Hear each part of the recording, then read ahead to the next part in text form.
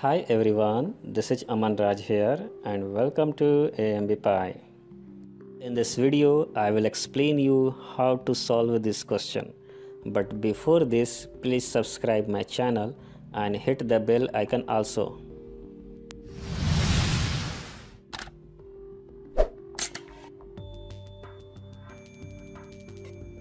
Now, in this question, it is given that if the equation of this quadratic has roots of opposite sign, then n cannot be equal to, we need to check 1, 2, 3, 4.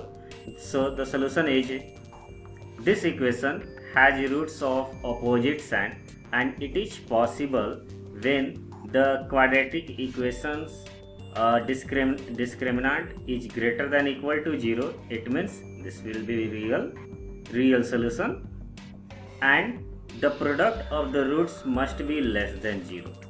Okay, so d greater than 0 and d is what? That is b square minus 4ac.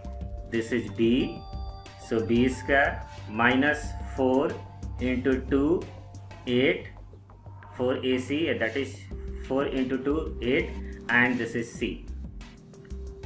It must be greater than equal to 0. This is the discriminant, and the product of the roots must be less than 0. Product of the roots, that is alpha beta, is what? That is c by a, constant term by coefficient of x square. Constant term is this, and divide by 2. So this quantity must be less than 0.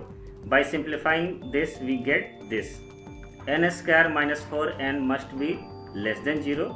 And now by comparing this two, we get that if this quantity and this quantity less than 0, so if this is less than 0, this becomes negative and negative plus.